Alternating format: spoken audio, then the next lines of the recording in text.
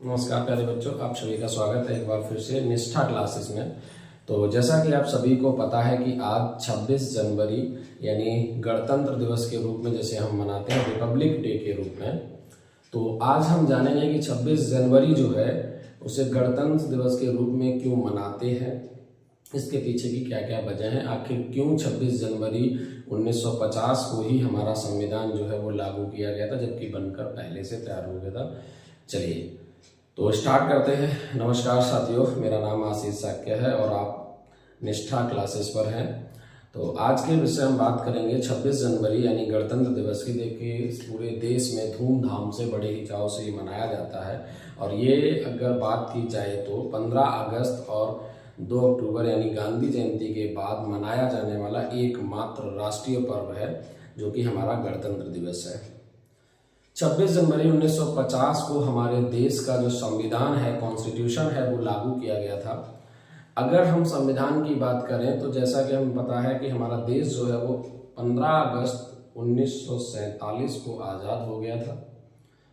आज़ादी के पहले से ही देश में ये चर्चा चल रही थी कि हमारे देश को किस तरीके से चलाया जाएगा और उसे चलाने के लिए क्या नियम होंगे।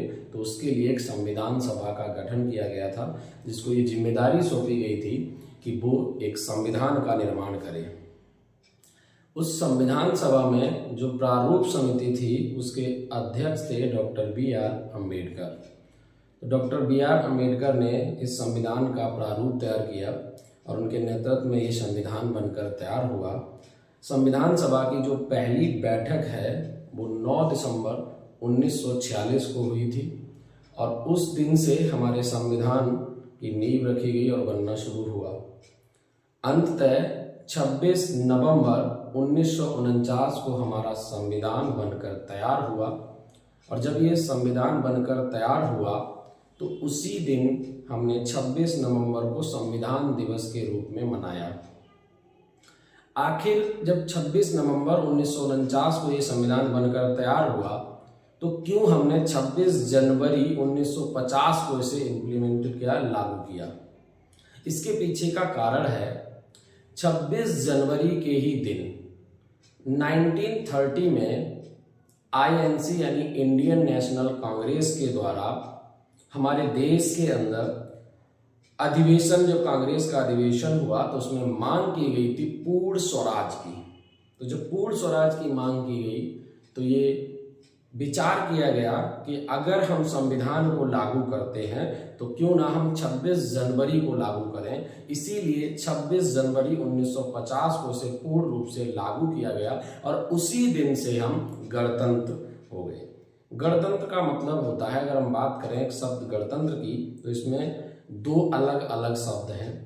एक है गण और दूसरा है तंत्र। गण शब्द का मतलब होता है पीपल यानी जनता और तंत्र का मतलब होता है सिस्टम यानी कि जनता का सिस्टम। तो यहाँ पर कहा जाता है कि जब गणतंत्र होते हैं तो यानी हम डेमोक्रेसी बन जाते हैं और डेमोक्रेसी यानी लोकतंत्र। लोकतंत्र शब्द की अगर हम उत्पत्ति की बात करते हैं तो अब्राहम लिंकन के द्वारा इस शब्द की उत्पत्ति की गई और अब्राहम लिंकन ने कहा था कि लोकतंत्र का मतलब होता है कि जनता के द्वारा जनता के लिए जनता का शासन। और आप सभी जानते हैं कि एक लोकतांत्रिक देश में यानी डेमोक्रेटिक कंट्री के अंदर जो सरकार का प्रतिनिधि होता है, प्रमुख होता है, वो जनता के द्वारा चुना जाता है, ना कि वंशानुगत। दूसरी तरफ अगर हम बात करते हैं मोनार्की की, तो मोनार्की के अंदर राजा का बेटा ही राजा बनता है। आपने वो डायलॉग सुना होगा सुपर 30 का, जिसमें कहा जाता है कि राजा का बेटा ही राजा नहीं बनेगा, अब राजा वही बनेगा जो इसका हकदार होगा। यही स्वरूप है हमारी डेमोक्रेसी का यानी लोकतंत्र का। लोकतंत्र में भी राजा का बेटा कभी राजा नहीं बनता है। कभी भी जो सरकार का प्रमुख यानी प्रधानमंत्री का जो पद है या राष्ट्रपति का पद है वो वंशानुगत नहीं होता है, यानी वंश के आधार पर नहीं चुना जाता है। उसे जनता के द्वारा चुना जाता है, डायरेक्ट या फिर इनडायरेक्ट। प्रधानमंत्री पद के चुनाव की बात करते हैं तो डायरेक्ट चुनाव होता है, जनता के द्वारा चुना जाता है। लोकसभा के चुनाव होते हैं, हम अपना प्रतिनिधि चुनते हैं। तो इंडिया जो है वो सबसे बिगेस्ट डेमोक्रेटिक कंट्री है। हमारा देश जो है अगर पॉपुलेशन में देखा जाए तो सर्वाधिक पॉपुलेशन है, और उसके बाद अगर दुनिया की सबसे बड़ी अगर कोई डेमोक्रेटिक कंट्री है तो वो इंडिया है। तो आज के दिन ही हमने 26 नवंबर 1950 को संविधान लागू किया था, इसीलिए हम इसे गणतंत्र दिवस के रूप में मनाते हैं। और सभी अगर गणतंत्र दिवस के अवसर पर बात करें तो आज के दिन प्रधानमंत्री लाल किले के प्राचीर से 15 अगस्त को देते हैं। अगर हम बात करें जो हमारा जनपद है उस पर तरह तरह की राज्यों की झांकियां निकलती हैं। इसके अलावा हमारे देश की जो शक्ति है उसका वहाँ पे प्रस्तुति होती है, और विभिन्न प्रकार के जो बच्चे हैं, कॉलेज हैं, उनकी भी झांकियाँ निकाली जाती हैं। इसके अलावा हर स्कूल कॉलेज में बड़े ही धूमधाम से इस राष्ट्रीय पर्व को मनाया जाता है, और मिठाइयाँ भी बांटी जाती हैं। पूरे देश में इस त्यौहार को यानी राष्ट्रीय पर्व को मनाया जाता है।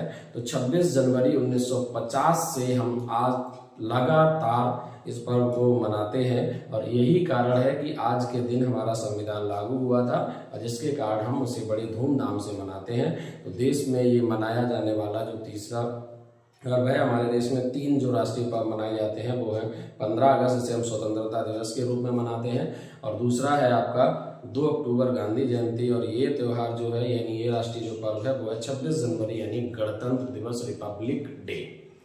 तो उम्मीद करता हूँ कि आप सभी को हमारे जो विचार हैं वो आपने सुने होंगे, उनको पसंद आए होंगे। अगर पसंद आए हैं तो वीडियो को लाइक करें, शेयर करें, इसके अलावा चैनल को सब्सक्राइब जरूर करें। Thank you for watching this video. Have a nice day, और अंततः happy Republic day. Thank you.